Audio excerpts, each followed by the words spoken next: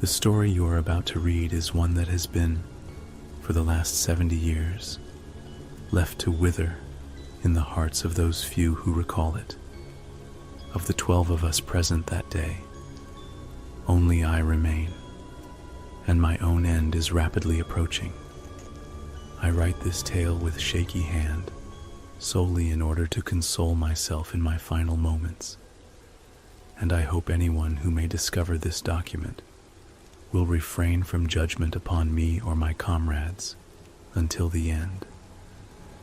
I distinctly recall sitting in a tent with my fellow soldiers just outside of Berlin, huddling around a shortwave radio and listening to the trials of our nation's greatest foes.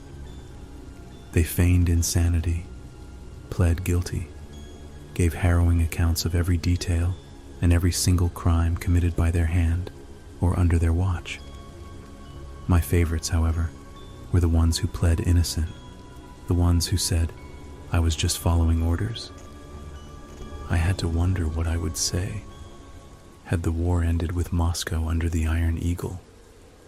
What would I say if asked to justify my actions in war? I believe I know exactly what I would say, and it would be the same as the men being jeered by the entire Red Army, excluding the 10 of us gathered in the tent. You see, the 2 luckiest of us had already died.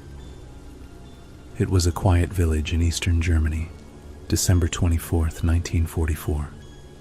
We were under orders to seek out any soldiers lying in wait to ambush the main column of the army.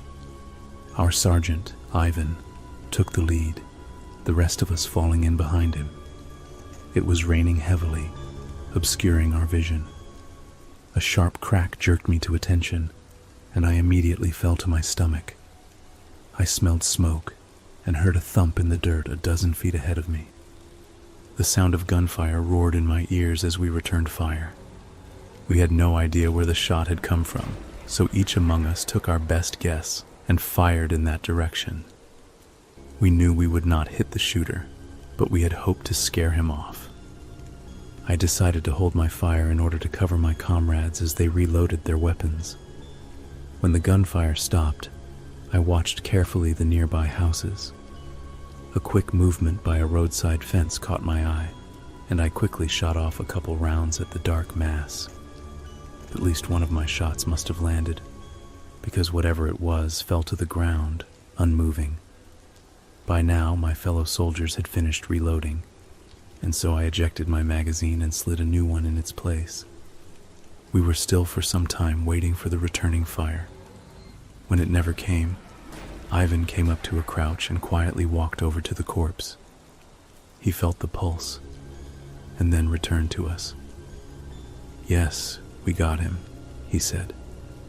In his eyes I saw something I hadn't seen before, a kind of deep sadness and regret. No matter how I pushed, he would not tell me why. We stood and casually walked over to the house where the shooter had come from. Ivan knocked on the door. We waited a moment, and Ivan firmly planted his foot on the floor, rearing to kick the door down, when a shotgun blast blew through the door. Ivan fell to the ground, riddled with buckshot. We returned fire through the door, then swiftly beat it down with the stock of our rifles. Inside, broken glass littered the floor, and bullet holes scattered along the walls. On the ground was a young woman, shot fatally 4 times. In her hand, the shotgun that killed Ivan. We had had more than enough of this village.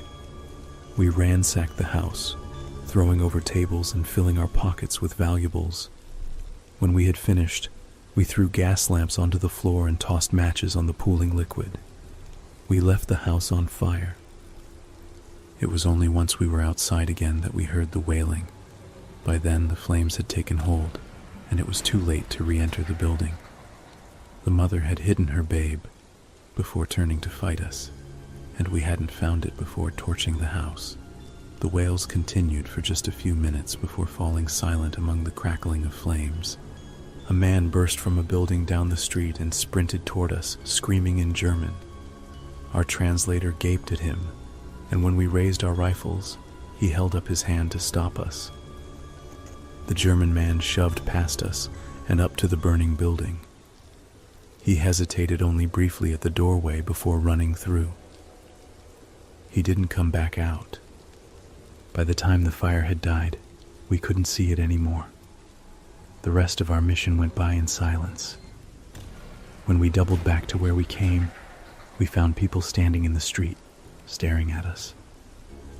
Some were angry, some sad, but most had just a blank stare. I still see it in my nightmares. When we passed the house, I stopped. I announced to no one in particular that I had to take a leak. No one believed it, but that didn't matter. I stepped into the shell of the house we had destroyed. There, on the floor in the bedroom, I saw the skeleton of a man crushed under a wooden beam, a smaller collection of misshapen bones in his arms. In the yard, by the fence, I saw a little boy with a toy gun, dressed in the oversized uniform of a German soldier. That night, we all had nightmares. The man, with his wild eyes, told each of us that he would be back for us, one after the other. The next day, we had laughed it off together. We had thrown ourselves into our duties. We had fought hard not to think about the screaming man and the wailing baby. One by one, as the years went by, we died.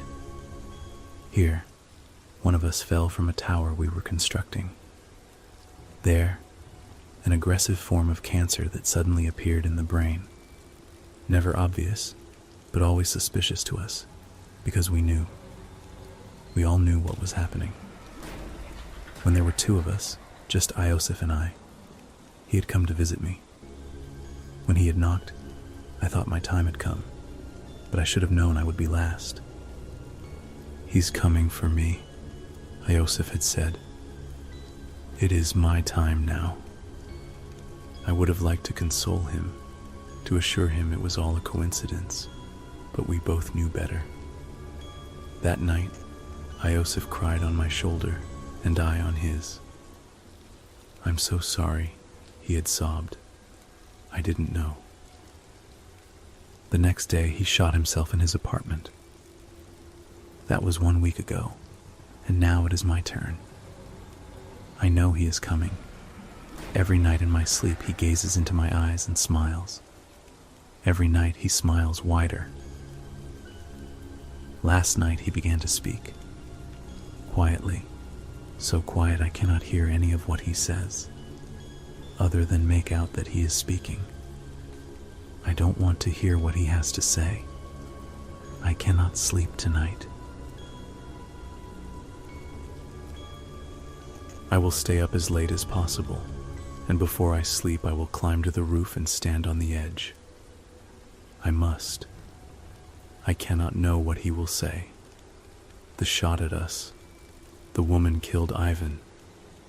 We couldn't have known about the baby. We were just eliminating the resistance, that's all. We were only following orders.